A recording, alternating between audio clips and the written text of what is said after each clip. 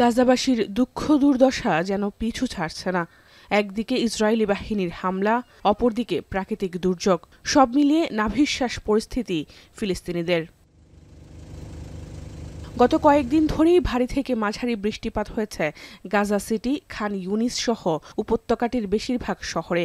এতে তলিয়ে গেছে রাস্তাঘাট ও বাড়িঘর। তবে সবচেয়ে বেশি বিপদে পড়েছে তাঁবুতে থাকা ফিলিস্তিনিরা। ইসরায়েলি বাহিনীর হাত থেকে বাঁচতে সর্বহারাদের এই তাঁবু এখন বসবাসের অযোগ্য হয়ে যাচ্ছে।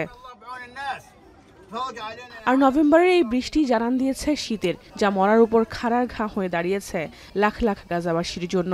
একে তো মাথা গোজার ঠাঁইটুকু নেই, তার মধ্যে পায়ের নিচে বৃষ্টির পানি, সঙ্গে কনকনে শীত। না ঘুমিয়ে ঠায় দাঁড়িয়ে থাকতে হচ্ছে অনেককে।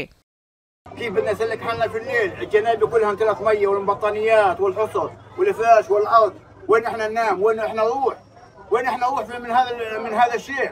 كانوا يحكوا انه في منخفضات رح تيجي على منطقة الشمال، ففجأة احنا ما توقعناش انه في منخفض، فصحينا الساعة 2 نزلت الامطار علينا. احنا بنحب تنزل الامطار بس احنا في مخيم। এই অবস্থায় বাস্তুহারা গাজাবাসীকে রোগ শোকে আঁকড়ে ধরতে পারে বলে শঙ্কা জাতিসংঘের। সংকট উত্তরণে চিকিৎসা সরঞ্জাম ও শীত বস্ত্র সহ বিভিন্ন ধরনের ত্রাণ পাঠিয়েছে বলে দাবি সংস্থাটির।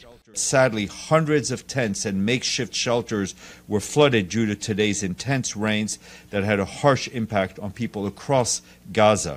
We fear that thousands of displaced families are now left fully exposed to the harsh weather elements, increased by health and protection.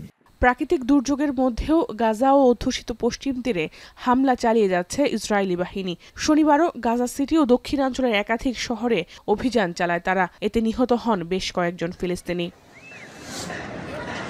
যুদ্ধবিরতি চুক্তি অনুযায়ী শনিবার আরও 15 ফিলিস্তিনির মরদেহ হস্তান্তর করে তেল আবিব। এতে করে গেল 10 অক্টোবর থেকে এখনো পর্যন্ত 330 জনকে মুক্তি দিল তারা। জাহানারা ভুঁইয়া, এখন বিশ্ব।